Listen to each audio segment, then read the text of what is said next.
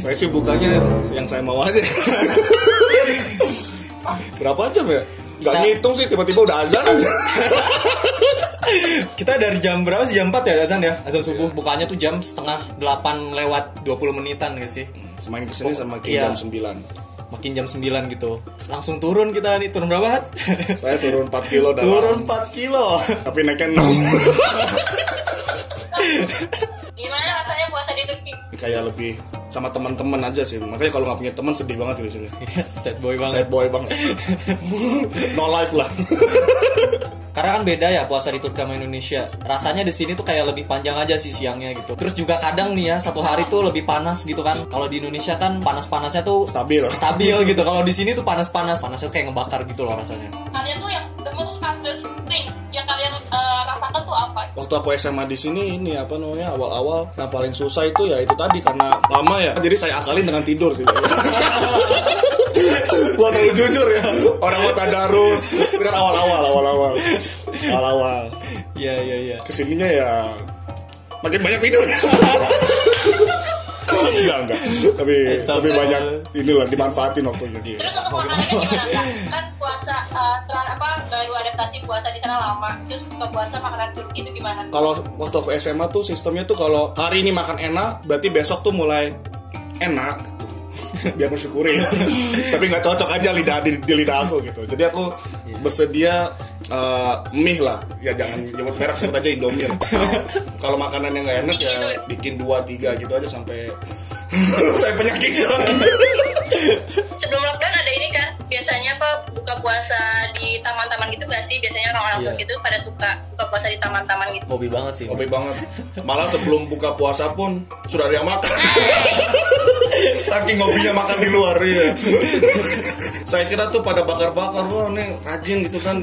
Bukannya jam 8, jam 4 sudah datang gitu kan. Udah bakar-bakar, kita masih baru datang tuh. Ternyata makan dulu. Terlalu semangat untuk makan ya guys. Ini penasaran sih kita sama budaya apa sih yang kira-kira unik banget gitu yang kalian juga nggak temuin di Indonesia gitu selama Ramadan? Sebenarnya sama-sama aja sih kayak di Indonesia ya. Jadi kayak ada, kalau budaya bangunin sahur tuh kayak ada yang mukul-mukul gendang gitu. Cuma bedanya kalau di Indonesia kan lebih rusuh gitu ya, kayak pakai apa namanya, kayak diajak tawuran gitu loh, kayak pakai apa botol-botol yang memang itu tujuannya.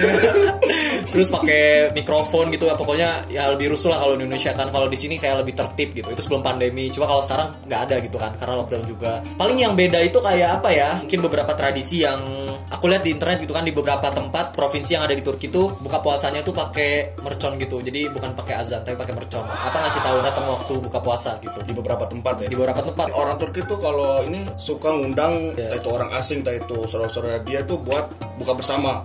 Iya benar-benar. Aku waktu kelas SMA akhir di sini tuh. Itu belum udah lulus, jadi cuma kayak nunggu pengumuman beasiswa buat kuliah lagi. Jadi Ramadan tuh ya nungguin buka puasa bareng gitu biasanya tuh. Nah itu tuh sampai kita tuh udah jadwal nih 30 hari di rumah guru ini. Hari ketiga, hari keempat, hari kelima. Ternyata tetangganya juga mau ngajak diri tetangganya. Jadi buka bareng terus gitu. Iya. Mungkin mereka lebih suka ngundang-undang misafir gitu. Benar-benar. Karena kira-kira ada nggak sih orang-orang yang kayak ngasih ampau gitu buat lebaran? Pas lebaran nggak ada. Tapi pas diajak buka barengnya itu pas mau pulang, oh iya biasa kirain tuh cuma dikasih berapa 50.000 lah, kalau dirupiahin kan dikasihnya 400. Ya kan langsung ke Zara kan. Kalau lebaran tuh jarang banget kita dapat angpau gitu, jarang. Cuma biasanya tuh kita waktu lagi di pertengahan Ramadannya nih, aku dapat ini guys, voucher belanja 100.000 di market. Tadinya 200.000, cuma satunya udah dipakai, jadi tinggal ini sisanya. Terus kalau di sana tuh ada budaya mudik nggak sih Kak? Kayak di Indonesia tuh kan kalau misalnya menjelang lebaran kita mudik. Ada budaya mudik, tapi ya mereka cuma pulang biasa, yang nggak ada yang kata khusus. Tahu aku nggak ada kata khusus buat mudik itu nggak ada. Tapi memang mereka kadang kalau ini memang pingin ngumpul sama keluarga, mungkin tujuannya sama ya. Tapi biasanya kalau di sini Idul Fitri itu mudiknya lebih ke Idul Adha nggak sih? Iya. Idul Adha di sini kayak lebih wow lah. Kita Idul Adha ya lihat kambing, sapi atau apa gitu kan. Di sini tuh Idul Adha malah beli baju baru. Kan saya bingung ya, baju baru. Maksudnya kan angtumna tuh kan mau nyembelih nih, bukan apa-apa gitu kan. Beli baju keren gitu kan. Mau makan daging sampai ini, tapi ya itu kan tergantung budaya lagi kan. Iya. Mungkin menurut mereka Idul Adha lebih mengasihkan. Oh di sana kira-kira sholat itu rame-rame kayak di Indonesia gitu gak? Oh enggak, saya serasa pergi sholat subuh telat ke masjid. Tidak ada orang di jalan. Kayak jalan tuh kayak apa kan, soalnya mereka nggak boleh takbir sampai kedengeran keluar gitu kan, jadi cuma di lingkungan masjid doang gitu kan. Iya. Jadi saya pas berangkat tuh kayak sepi banget aja gitu, kayak mau sholat subuh telat terus maksain sholat subuh di masjid gitu kan, kayak gitu aja, kayak udah keluar matahari ke masjid nggak ada apa-apa, nggak ada siapa-siapa, jalan sendiri gitu kan. Apalagi kalau jalan sendiri nggak sama temen tuh kerasa banget sad boy-nya tuh, kerasa banget. Sad boy-nya kerasa banget. Kalau sholat Idul Fitri di sini nggak seramai yang di Indonesia sih. Biasanya kalau di sini kan Idul Fitri tuh pas musim panas ya. Nah, orang musim panas itu biasanya habis bangun sholat subuh mereka tidur lagi sampai jam 10, jam 9-an gitu. Jadi kayak kalau Indonesia kan ada halal gitu ya, keliling rumah, tetangga gitu. Kalau di sini mah nggak ada. Mereka habis sholat Idul Fitri langsung tidur lagi mereka. Sepi banget. Krik-krik gitu di jalan. Ya guys, ini ada pengalaman apa sih dari kalian yang nggak pernah kalian lupain selama puasa di sana? Aku tuh pernah mau buka di salah satu restoran pizza lah, sebut aja Domino's gitu kan. Itu tuh udah buka tuh, itu jam berapa ya?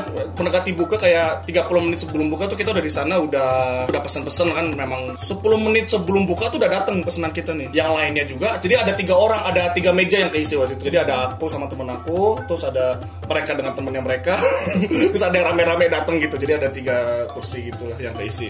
Nah, aku lihat nih yang meja lain juga kayak nunggu gitu kan. Oh, ini berarti mau buka di sini juga gitu kan. Wah, ada temennya gitu kan. Nah, ini ada yang perkumpulan gitu kan, kayak waduh, ini juga ada kumpul-kumpul nih, bukber nih kan kata aku teh.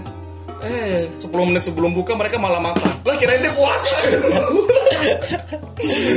Kirain dia puasa. Ya ampun kata aku. Jadi kalau di sini kan maksudnya kalau puasa pun restoran-restoran atau tempat-tempat makan yang terbuka seperti biasa gitu loh. Dan yang lebih challengingnya lagi tuh, lagi puasa siang-siang bolong makan di depan restoran. Kayak nikmat banget, kayak aduh kan. Sungguh nikmatnya dosa gitu. Karena mati.